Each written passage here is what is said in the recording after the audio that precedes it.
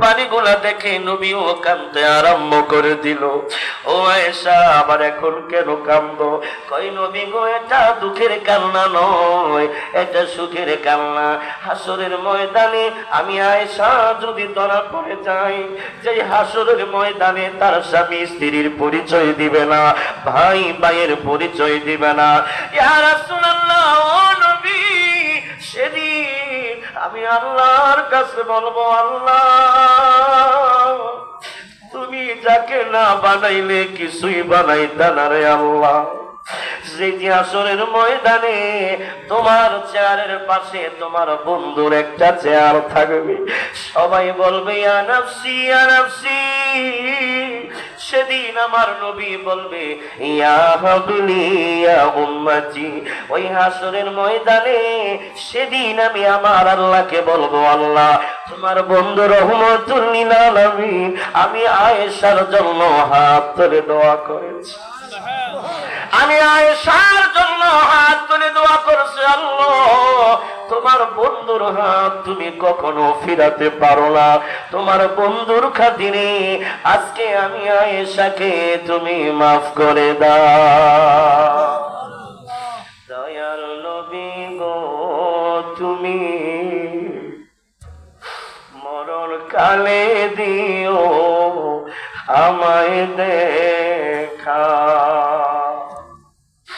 অন্ধকার কবর নবী তুমি না তাকিলে, অন্ধকার কবরে নবী তুমি না তাকিলে কেমনে তাকিব আমি একা। দয়াল নবী গো, তুমি মরণ কালে দিও একবার দেখা। কি বলবো রে বাজান, সহিহ আবু দাউদ শরীফের হাদিস, আল্লাহর নবীর কাছে এক বাবা তার 7 বছরের সন্তানকে লইয়া গেছে হযরতে তালহা ইবনে বারা। 7 বছরের যুবক, ওরে যুবক, আলোচনাটা শুনে আজকে বাড়িতে যাও, কেউ যাবে না। আগে কবরের মধ্যে প্রশ্ন করা হইতো 2টা। আমার নবী কয়, আল্লাহ আমার উম্মতেরা যখন কবর দেশে আসবে তারা ভয় পাবে, আয় আল্লাহ তুমি একটা ব্যবস্থা করো না। আল্লাহ কই কি করতাম? কয় কবরের মধ্যে আমি নবীরে যাওয়ার একটা ব্যবস্থা করে দাও। আমার নবীর আশিক যদি হতে পারো, নবীরে কবরে দেখা যদি চিন্না ফালাও রে উম্মত, আমার আল্লাহ বলবেন 1 নম্বর প্রশ্ন, 2 নম্বর প্রশ্ন, ফাইনাল প্রশ্ন হচ্ছে দেখো চিনুনি মুহাম্মদুর রাসূলুল্লাহরে চিনুনি? যখন আমার নবীরে চিন্না ফালাইবা তখন সঙ্গে সঙ্গে তোমার কবরটা বেহেশতের বাগান হয়ে যাবে।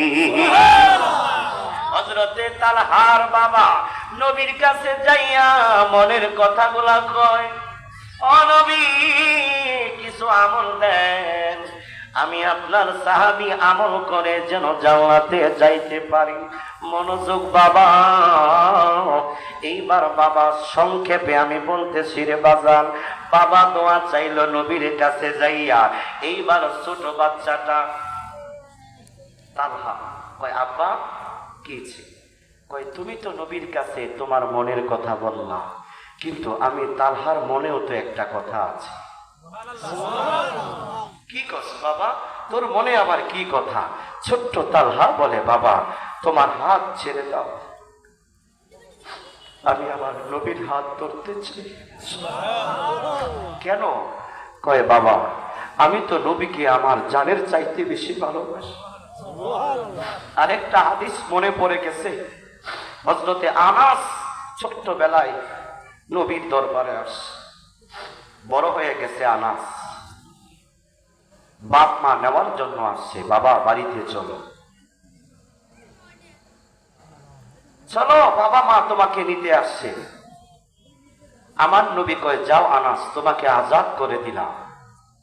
তবে তুমি যদি আমি নবীর দরবারে থাকতে চাও, আমি রাসূল তোমাকে না করব না, কিন্তু তোমার মা তোমাকে নিতে আসছে, তোমার বাবা চাও।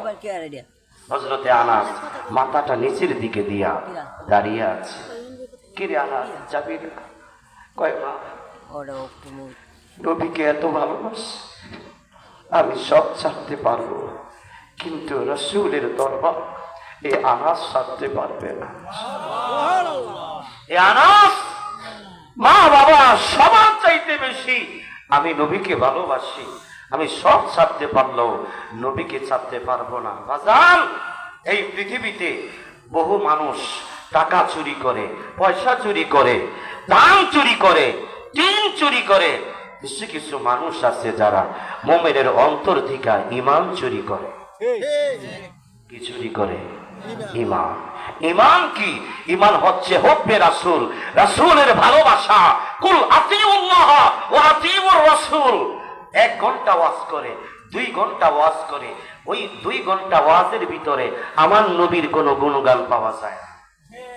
কিও তারে আল্লাহরে জিকির করে নামায় আলাল, আল্লাহরে পাইতে হইলে নবীর কাছে আসতে হবে। কি আমার কথাকে ভুল কইলাম না ঠিক কইলাম? নবীকে অনুসরণ করো, নারে তাকবীর, নারে রিসালাত। কষ্ট হইতাছে না? আলোচনার